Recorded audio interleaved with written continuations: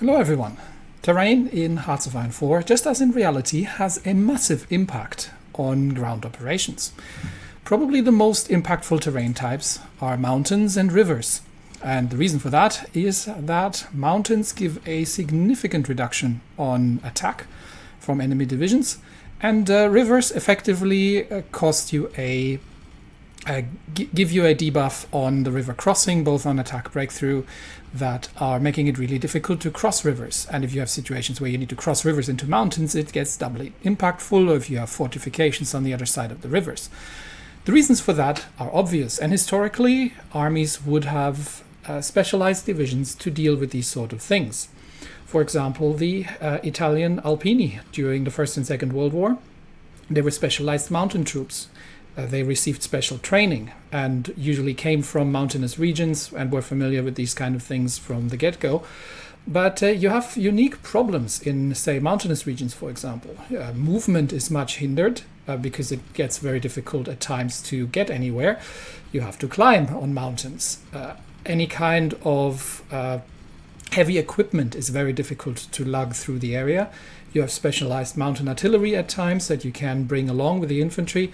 And, like I said, specialized training. So Italy in World War II had about 6 divisions of special mountain infantry that they were using in the Alps. And if we're thinking of, say, naval crossings, might be rivers, or it might be island invasions.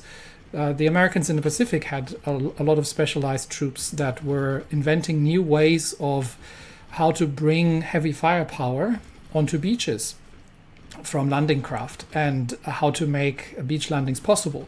Engineering troops that would secure landing sites ahead of time, divers that would scout out the area, all these kind of things. So having special divisions and special forces of some type to deal with the terrain and use it to your advantage is something you really want to do in the game. How does this work in Hearts of Iron 4? Well, to begin with, you have the Special Forces research tree. And I'm not going to really be talking about paratroopers for one reason, and that's because the AI is basically never using them, and you can use them to cheese the game quite a bit. And they're not really terrain bound because, they're paratroopers, they fall from the sky. So that's not the focus of what we're talking about today. But the ones we want to talk about today are the Marines, and we have the mountain infantry. And these two types of divisions, or these two types of special forces, allow you to create special divisions that are better suited towards certain terrains. So let's begin with the mountaineers. Now, before we look at that, actually, let's look at the mountains. Mountains have a 75 combat width with an increase of 25 for every attack. Now, I generally say combat width considerations are significantly overrated, and I would argue that they often are. But in this case, we already know that we're mostly going to be using our mountaineers in the mountains because that's what they're specialized for. So if you're either planning to defend or attack in mountainous terrain, like for example in northern Norway, or in the European Alps and mountain ranges, then having special troops actually matching this combat width is not a terrible idea. So we could either go with a 25 combat width for the division, or if we want to have something a little bit chunkier, something like a 37 combat width, although then we're going to be slightly over if we attack from more than one direction. But if we have single direction attacks, we could fit 3 25 width or 2 37 width divisions into this quite comfortably. So if we're going for a new division, we are going to the infantry battalions and we'll be selecting mountaineers, and we only want mountaineers. So just getting mountaineers in, and they are regular infantry battalions, but they have certain benefits. Now we're at 16. We can throw a little bit of artillery in. Like I said, specialized mountain artillery was a thing. So here we would have a basic 25 combat width mountain division with a fair amount of firepower. And you can see in the adjusters down here what kind of benefits they get in the mountains. So they get 9% movement. Now this is with all the research done. 25% attack and plus 7% defense in my very specific case. There are modifiers coming from the research and from other settings, but you effectively get benefits in mountains and hills. In hills less so, in mountains more so, rather than the sort of flat kind of modifiers that you have on a regular infantry division. So and then you can use the actual mountain divisions here to get them to get them named properly, and we have we have special forces battalions inside this division, and we want to make sure we only have special forces. There is a cap on how many special forces battalions we can have. It's a percentage of the overall amount of divisions that we're fielding. So you can't just build special forces. So with the current setup, it'll tell you how many of these you can actually train up. And we could have the same considerations for marine divisions. The difference being, however, is that marine divisions, if we're using them, we can use them for two things. We can use them to attack across rivers or for naval landings, but we never know what kind of territory we're landing on. So you may as well go with some kind of standard combat width, but you want to use the marine battalions here, and you can make a very similar setup as you do with the mountain divisions. Just figure out what works for you in terms of firepower and in terms of how many divisions you actually need to bring along for what you're trying to attack. So I would usually not really go and make these divisions very specific towards a specific terrain type, unless you have a very specific scenario where you say, I need these Marines to go and assault across a certain river into a certain type of terrain, and then you can adjust them to it. Otherwise, I wouldn't worry about it. I would just generate a relatively well-planned general purpose division. The reason you want to look at combat width a little bit more, again, is the Special Forces modifier, because you have a limited amount of Special Forces battalions that you can use or that you can actually train, which means that if you are making the divisions too large and you can't actually use these battalions in combat because you're exceeding the combat width, then these Special Forces battalions, of which you have a limited amount, sort of go to waste a little bit. But again, you get certain modifiers in marshes. So anything that's wet. In marshes, you get an attack modifier. In rivers, you get an attack modifier, and in amphibious landings, you get a significant attack modifier as well. And this often somewhat negates the debuffs that you get from these kind of operations. Now, you might find yourself in situations where even marine divisions can't cut it, and either you're trying to launch an attack against an island that is extremely well defended, or you're trying to cross a river that is extremely well defended on the other side. And even though you are using special forces, especially late in the game, when there are a lot of divisions in play, you will be running into problems because you just can't get enough firepower to bear. And while you can't really, for obvious reasons, mechanize your mountain divisions, because like I said earlier, mountains are kind of not a great terrain for anything that is heavy and runs on tracks, you can very well do that with your marine divisions. And again, the historical precedent of American landings in the Pacific is very much there.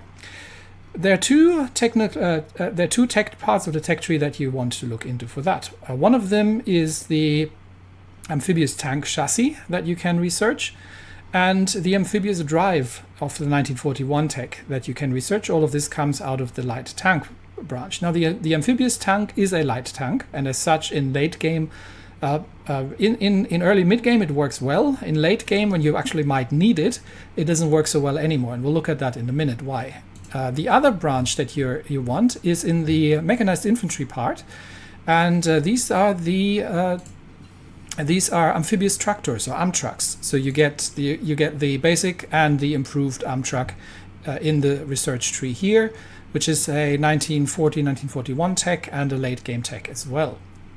Now, starting off with the amphibious light tank, which is what we can research. We can build ourselves an amphibious tank, and we can say, for example, we want to mostly use it for river crossings, and we're very rarely encountering enemy armor, so we could go with a fixed superstructure, and in that case actually fit a medium howitzer onto that thing, which gives us a fair amount of soft attack, but does not give us a lot of breakthrough. Alternatively, we can get the regular small armaments and the small cannons on there, which increases our breakthrough but significantly reduces the amount of soft attack that we get. So that tank is pinned as a special model on the amphibious tank branch, and we can see what we can get done here in terms of armor, but it's not going to be an awful lot,